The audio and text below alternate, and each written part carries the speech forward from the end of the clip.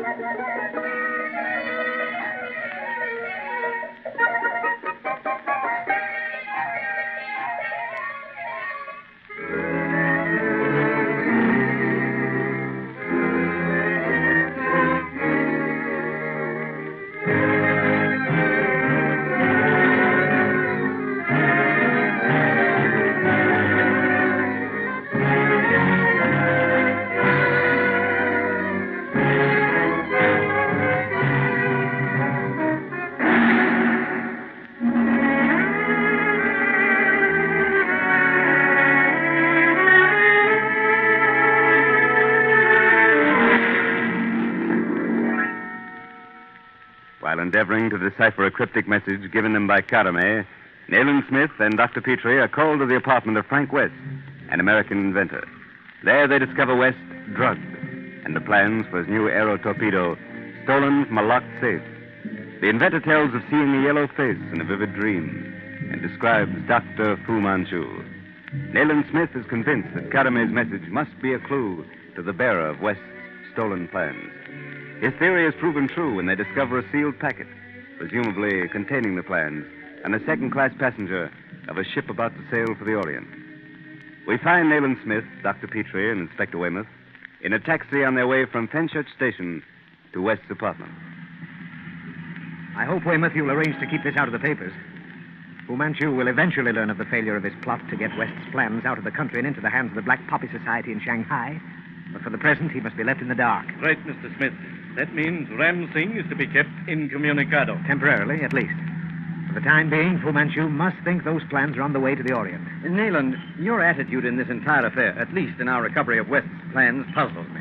Now, back there on the Andaman and since, you seem to be vastly amused by something. Now that you speak of it, Petrie, I must say I'm under the same impression. Perhaps I missed something again, but for the life of me, I can't think what. We caught our man, found the plans all intact, and here we are. Now, somehow, Nayland, I feel let down. The thing came off too smoothly. Without a single hitch, eh? That's it, as though it had been rehearsed. Perhaps it was, Weymouth. However, in this instance, I believe we were simply very lucky. Oh, here we are, back at West's place. I imagine he'll be very much relieved at the return of his plans.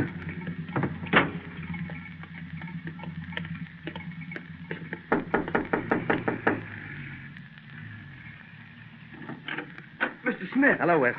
Gentlemen, come in. You recovered the plans? Without a hitch, Mr. West. Here they are, just as they were taken from your safe. Apparently, they haven't even been opened. Thank heaven. I hadn't expected you to succeed, Mr. Smith. Certainly not so quickly. I'm indebted to you. More than I can say. Say no more about it, old chap. You see, these plans and specifications are practically the property of England. Seeing you all know what they are, I'll open the packet and see if it's intact. Yes, please do. Yes, this is the original envelope in which I placed... Great Scott! Smith, look here. These aren't my plans. Look, blank paper. What's possible?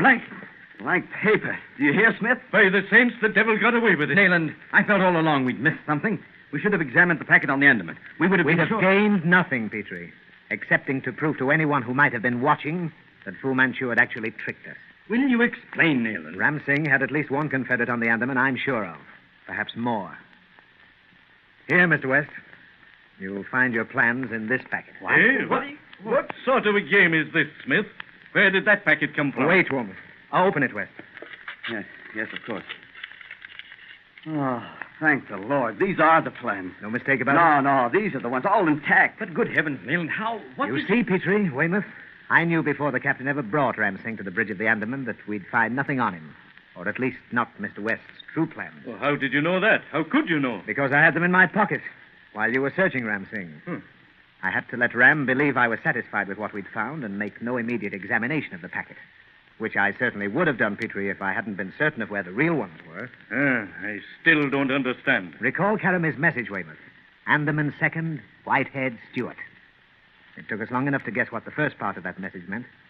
I didn't fathom the last part until I had a talk with the captain, just before he went after Ram Singh. When you left his office with him, eh? Yes. We all thought it might be a second-class passenger with white hair by the name of Stewart. But when the captain assured me there was no one of that name listed on the ship, the thought struck me that perhaps the word Stewart might have been misspelled and could mean steward. I was sure of it when I learned there was a white-haired cabin steward among the crew. By Jove, I must say I never thought of that. Fu Manchu did exactly as I'd have done under like circumstances. He covered the real bearer of the plans with a smoke screen. In this instance, Ram Singh, whom he sent openly with false papers.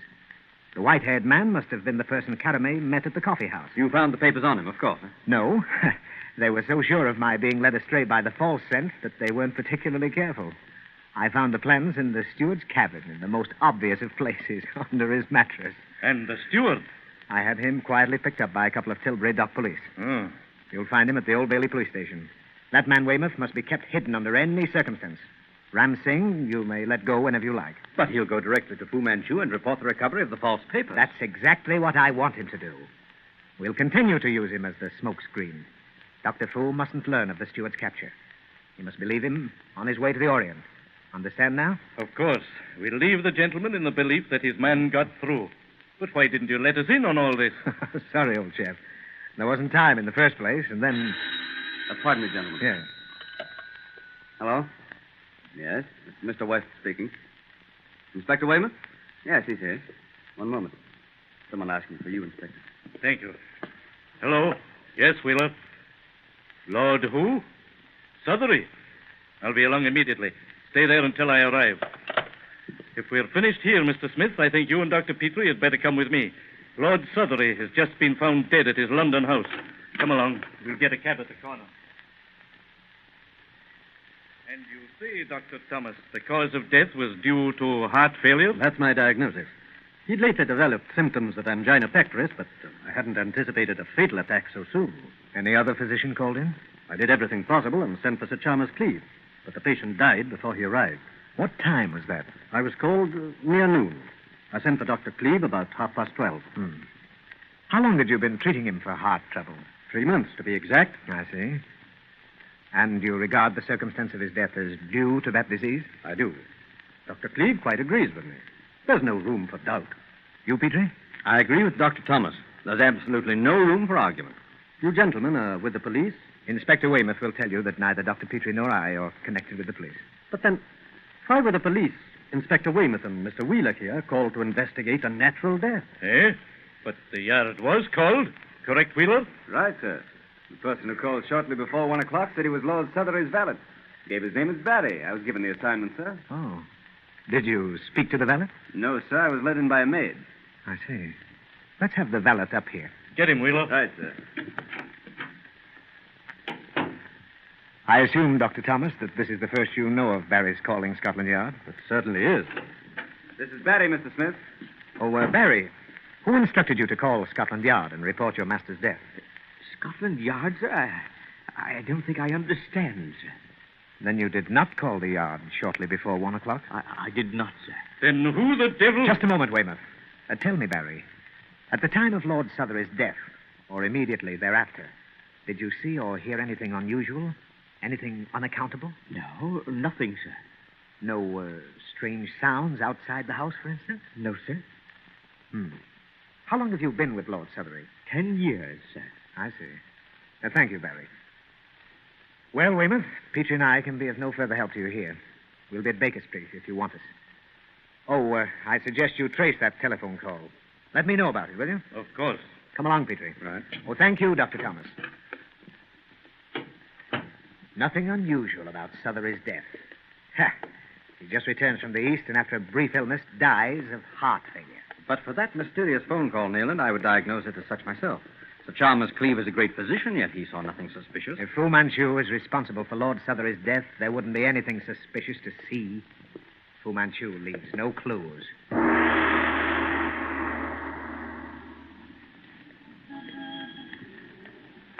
Perhaps this business is making me imaginative, Petrie. That there was a taint in the air back yonder at that house. Peculiar to houses whose doors bear the invisible death mark of Fu Manchu. You believe he had a hand in this? I'm as sure of it as if I'd seen him strike the blow. And now what to do? It's a torturing frame of mind. Chained and helpless in our ignorance, we're led constantly into dead-end roads. Petrie, I'm going to run over to the yard. That telephone call annoys me. I want to check on it myself. Very well. I'll stroll on and meet you at home in an hour. Right, old Jeff. Cheerio. Dr. Petrie. What? Why, Karamenehs. Oh, quick, Doctor. Come around the corner. I must speak with you. We must not be seen. Of course. But what's the matter? You're excited, frightened. I followed you. Here. This will do. You have often asked me to help you to trap Dr. Fu Manchu. I am prepared to show you where he is. Trap Fu Manchu? Why, My brother. You are a doctor. I want you to come and see him now. He's in London? I thought you He told me. is at the house of Dr. Fu Manchu. And you want me to go there alone, now? With me, Dr. Petrie. Fu Manchu is not there now. The servants are out. No one is there but my brother. Oh, please. Well, of course I'll go, but why didn't you speak to me earlier? You followed me. You must know that Mr. Smith Oh, was... yes, he was with you. But he would have considered only his own desire to capture my master. He would not have thought of my brother. A cab from the rank on the corner there will take us. Oh, come, Dr. Petrie. Oh, I suppose I'm doing something very foolish. Oh, very well. I take cabby. Yes, sir. Go to the lower end of Commercial Road, driver, near the new docks. And hurry.